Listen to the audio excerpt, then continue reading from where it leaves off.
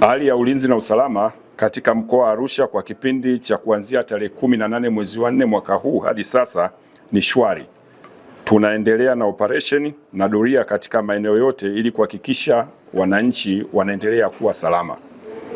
Katika kipindi hicho tumefanikiwa kukamata watuhumiwa mbalimbali na kuwafikisha mahakamani, ambapo jumla ya watuhumiwa 176 walihukumiwa vifungo mbalimbali kwa makosa ya ulawiti, ubakaji, uwizi, dawa za kulevya, kujeruhi, kupatikana nyara za serikali na kujipatia fedha kwa njia ya udanganyifu katika kipindi tajwa hapo juu. Kati ya waliohukumiwa kwa makosa makubwa, mtuhumiwa mmoja alihukumiwa kunyongwa hadi kufa kwa kosa la mauaji, ambapo mtuhumiwa mwingine pia alihukumiwa kifungo cha maisha gerezani kwa kosa la kulawiti. Watuhumiwa wawili walihukumiwa miaka 30 kwa makosa ya kubaka na watuhumiwa wawili walihukumiwa miaka 20 kwa makosa ya unyang'anyi wa kutumia silaha na kupatikana na nyara za serikali. Aidha, kupitia operesheni dhidi ya dawa za kulevya tulifanikiwa kukamata watuhumiwa 19 wakiwa na mirungi kilo 90 na watuhumiwa 12 wakiwa na bangi misokoto 177.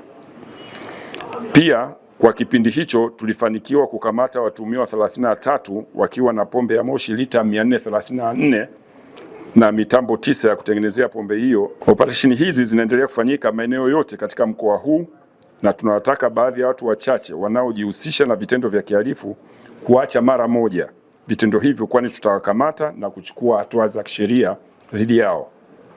Sambamba na hilo, tutaendelea kuchukua hatua kwa madereva wachache wanaoendesha vyombo vya moto kwa kutokufuata sheria za usalama barabarani, hususan mwendo kasi, ulevi na kupita magari mengine bila kuchukua tahadhari.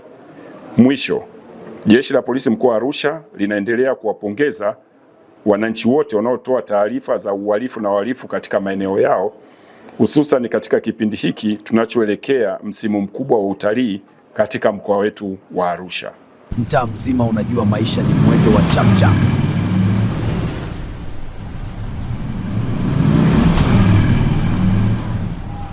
Mtaa mzima unajua maisha ni mwendo wa chapchap. Lakini leo kuna sehemu matumaini yanakutana na suluhisho.